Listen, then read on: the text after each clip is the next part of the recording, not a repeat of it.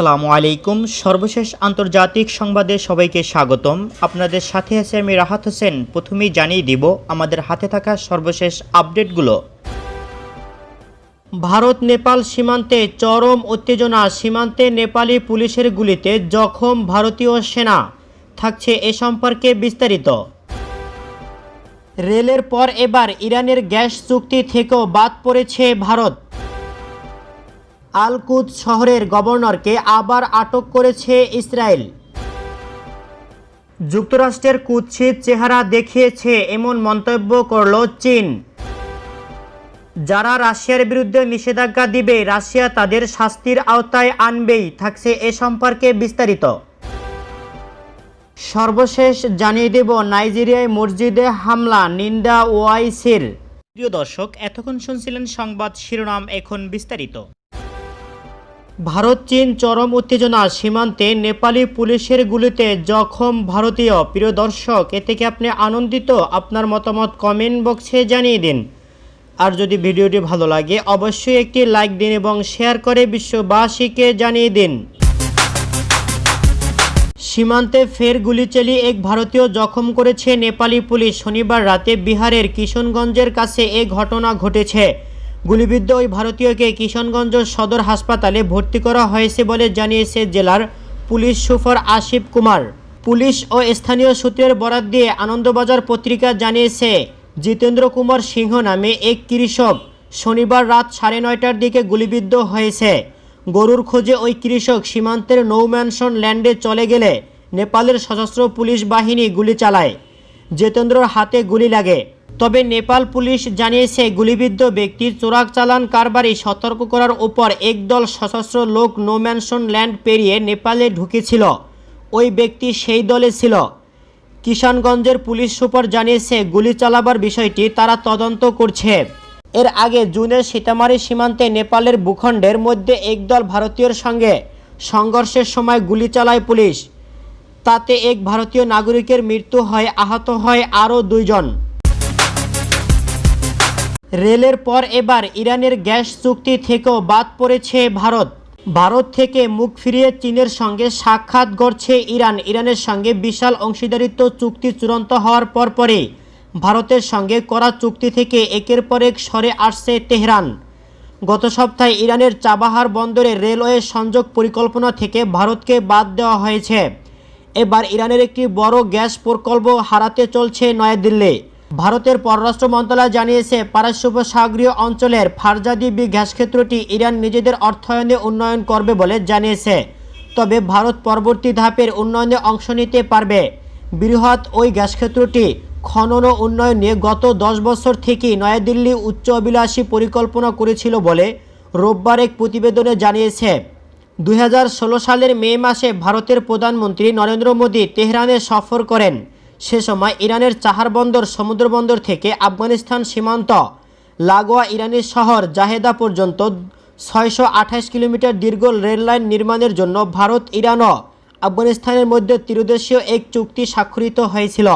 ওই চুক্তি থেকে ভারতকে বাদ দেয় ইরান। গত সপ্তাহে ইরানের জাতীয় তেল কোম্পানি এনআইওসির ব্যবস্থাপনা পরিচালক গ্যাস ক্ষেত্রটি উন্নয়ন ও পরিচালনায় ভারতীয় কোম্পানি ওএনজিসির সঙ্গে চুক্তি বাতিলের কথা জানান। সমালোচনা করে বলেছেন, এটা ভারত মার্কিন ঘনিষ্ঠ আর ইরান চীন ঘনিষ্ঠ হওয়ার ফল। ইরান সরকার ওই সময় জানিয়েছে, নিজেদের অর্থেই শেষ করা হবে ওই প্রকল্প।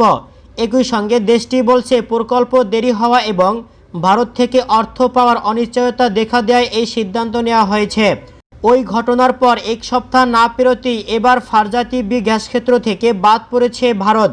2008 সালে ভারতীয় 3টি রাষ্ট্রায়ত্ত জ্বালানি কোম্পানি ওএনজিসি, আয়ের ইন্ডিয়া লিমিটেড এবং ইন্ডিয়ান আয়ের কর্পোরেশনের এক যৌথ অনুসন্ধানে ফারজাদা বি গ্যাস ক্ষেত্র আবিষ্কার হয়। এরপর খানিকটি উন্নয়ন ও পরিচালনার চুক্তি স্বাক্ষরিত হয়েছিল ওএনজিসির সঙ্গে। ফারজাদ বি গ্যাস ক্ষেত্রে মজুদের পরিমাণ 21,70,000 কোটি ঘনফুট। এর মধ্যে প্রকৃত গ্যাসের মজুদ 12,80,000 কোটি ঘনফুট। এছাড়াও 21,20,00,000 টন আছে প্রকৃতভাবে তরলকৃত গ্যাসের উপস্থিতি। চুক্তির আওতায় খনি উন্নয়নের ক্ষমতা দেওয়া হয় ভারতীয় কোম্পানিটিকে। গত সপ্তাহে ন্যাশনাল ইরানি অয়েল কোম্পানি ব্যবস্থাপনা পরিচালক মাসুদ কারবাসিয়া বলেছেন, গ্যাস ক্ষেত্রটির বিকাশে ভারত ওএনজিসির পরিবর্তে নতুন একটি অপারেটরের মনোনয়ন করা হয়েছে। আল কুদ শহরের গভর্নরকে আবার আটক করেছে ইসরায়েল। ফিলিস্তিনের অধিকৃত আল কুদ শহরের গভর্নর আদনান গেইতিকে আবারও আটক করেছে ইহুদিবাদী ইসরায়েল। ফিলিস্তিনের সরকারি বার্তা সংস্থা ওয়াফা জানিয়েছে, গতকাল সকালে আদনান গেইতির বাড়িতে অভিযান চালায় ইহুদিবাদী ইসরায়েলি সেনারা এবং তাকে আটক করে নেয়। বিভিন্ন প্রচার মাধ্যমে ছড়িয়ে পড়ার ভিডিওতে দেখা যায় মাস্ক পরা অবস্থায় আদনান গেইতিকে পুলিশ এসকর্ট দিয়ে বাড়ির বাইরে নিয়ে যাচ্ছে। আদনান গেইতিকে কেন আটক করা হয়েছে তা এখনও পরিষ্কার নয়, তবে এ ব্যাপারে ইহুদিবাদী ইসরায়েল পুলিশ আনুষ্ঠানিক বিবৃতি দেবে বলে ধারণা করা হচ্ছে। 2018 সালে আদনান গেইতি আল কুদ শহরের গভর্নর হিসাবে দায়িত্ব নেওয়ার পর থেকে এ পর্যন্ত ইহুদিবাদী ইসরায়েল তাকে 17 বার আটক করেছে। আল কুদ শহরের ফিলিস্তিনি কর্তৃপক্ষের তৎপরতা দেখভাল করার দায়িত্ব তার।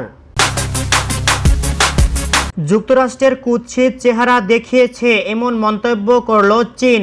চীনের বিরুদ্ধে যুক্তরাষ্ট্র জঘন্য মিথ্যা অপপ্রচার চালাচ্ছে বলে অভিযোগ তুলেছে দেশটির মিয়ানমারের দূতাবাস।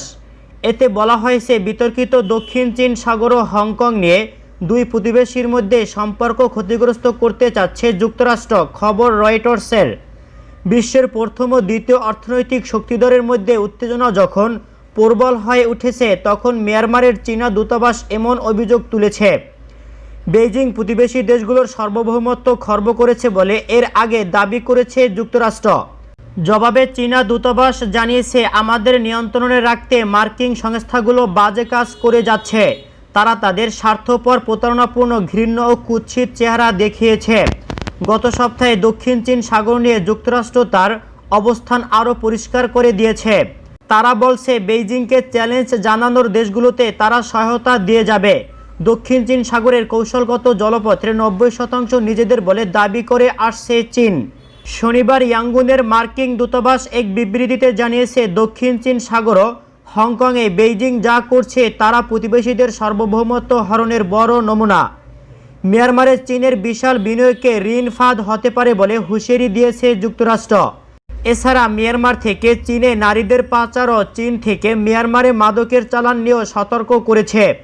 মার্কিন দূতাবাস জানিয়েছে, এভাবেই আধুনিক সার্বভৌমত্ব হারানোর ঘটনা ঘটে। কেবল নাটকীয় প্রকাশ্য পদক্ষেপের মাধ্যমেই নয়, ছোট ছোট কার্যক্রমও তাতে ভূমিকা রাখে, যাতে ধীরে ধীরে দেশগুলো সার্বভৌমত্ব হারিয়ে ফেলে। জবাবে চীন বলছে, এই বিবৃতিতে যুক্তরাষ্ট্রের আঙ্গুরফল টক আচরণের মতোই লাগছে। চীন মিয়ানমার সম্পর্ক যখন সমৃদ্ধ হচ্ছে, তখন তা অবমূল্যায়ন করার চেষ্টা চালাচ্ছে যুক্তরাষ্ট্র।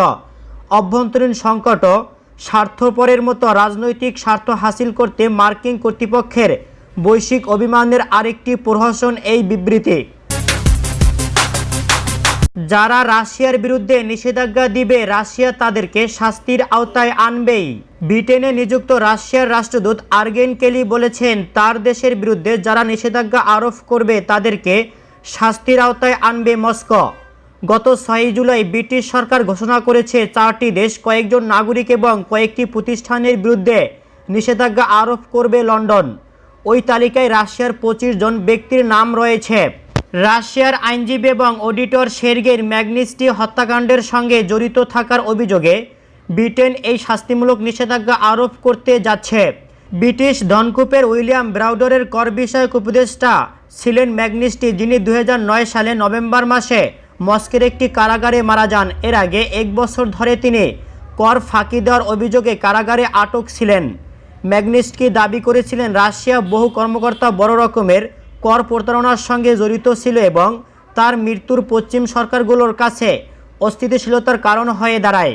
ব্রিটিশ সরকার নতুন যে নিষেধাজ্ঞা আরোপ করতে যাচ্ছে তার মধ্যে রয়েছে আলেকজান্ডার বাসক্রিনি, যিনি ম্যাগনাস্কিকে হত্যার তদন্তের কমিটির প্রধান ছিলেন। নতুন নিষেধাজ্ঞার প্রসঙ্গে রুশ রাষ্ট্রদূত আন্দ্রেই কিলি বিবিসিকে দেয়া সাক্ষাৎকারে বলেছেন, বিশ্বাস করতে পারছেন না যে এই নিষেধাজ্ঞার সঙ্গে যারা জড়িত তাদের বিরুদ্ধে শাস্তির পথ খুঁজে বের করার কারণ এ ধরনের নিষেধাজ্ঞা অবৈধ। রুশ পররাষ্ট্রদূত সুস্পষ্টভাবে বলেন, একটি মাত্র সংস্থা আছে যারা নিষেধাজ্ঞা আরোপ করতে পারে এবং সেটি হচ্ছে জাতীয় সংঘ।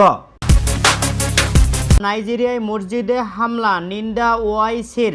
নাইজেরিয়ায় মসজিদে সন্ত্রাসী হামলার নিন্দা জানিয়েছে ওআইসির মহাসচিব ইউসুফ আল ওথাইমি।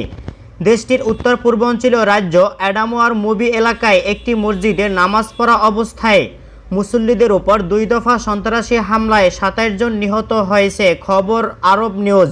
এ ঘটনায় বেশ কয়েকজন আহত হয়েছে। জঙ্গি গোষ্ঠী বোকো হারাম এ হামলার সঙ্গে জড়িত বলে সন্দেহ করা হচ্ছে।